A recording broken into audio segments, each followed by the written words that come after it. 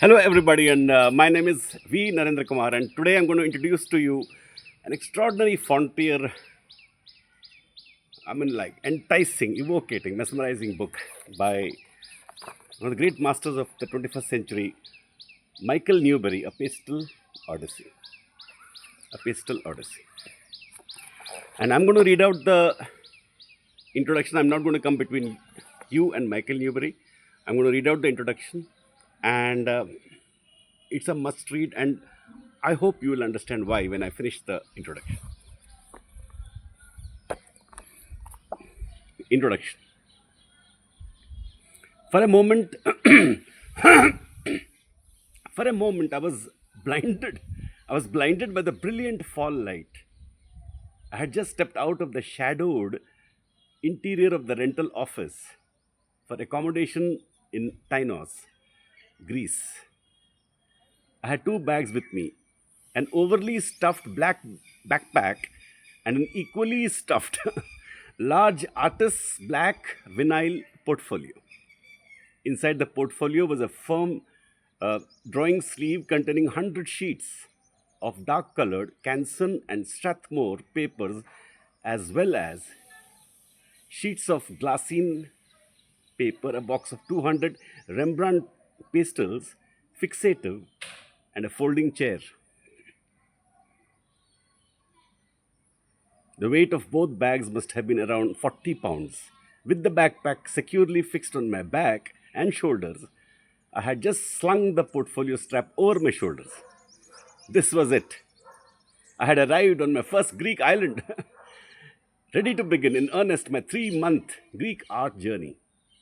I had the address of my accommodations, a one bedroom, one story house overlooking the Mediterranean for $15 a night. And I had my rental motor scooter. I was brimming with excitement and anticipation.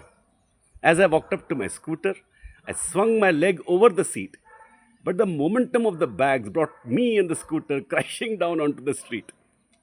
There I was pinned to the ground with the scooter on my right leg and the bags holding down my torso. Four Greek women rushed over to me, asking in English if I was okay and if I needed help. I must have been blushing scarlet, but I said I was fine and didn't need any assistance. Then I burst out laughing, finding it amusing that this was how I was beginning my journey. After a few minutes, I managed to escape the confines, prop up the bike, reload the bags, get on more carefully, turn on the ignition, let out the brake, and start one of the most passionate and meaningful journeys of my life. In 1988, a year after completing my epic 3 year painting project, Denouement, I found myself at a crossroads. On weekends, I was moonlighting as a tennis pro at the Jack Kramer Club in Palos Verdes, California, and my coaching was going too well. I was coaching national champions between the ages of 11 and 17 years old, including one protege who was ranked 17th in the world for adult women and another who had just won the national 12 and under clay courts. I was even giving playing lessons to the young,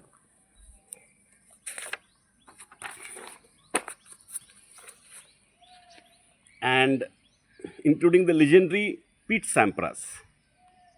I'm one of the few who can say I'm undefeated against him even if he was a preteen. However, painting was still my passion. And I knew I couldn't divide my time between tennis and art forever. I decided to take a break after the summer tennis season to give myself time to think about my future. Although I had been to Greece before, I had never been to the islands. I had always been fascinated by ancient Greek classical sculpture, myths, and philosophy.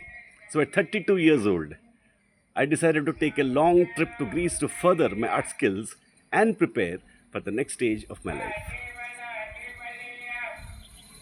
Why pastels? Why pastels? Pastels are like drawing with pure light vibrations. Pastels are like drawing with pure light vibrations. The marks are like drinking champagne. An explosion, an explosion of flavor, tingling sensation, and an effervescent lift. I developed my love and style for them in 1983 when I did about 40 pastel studies for my breakthrough painting pursuit.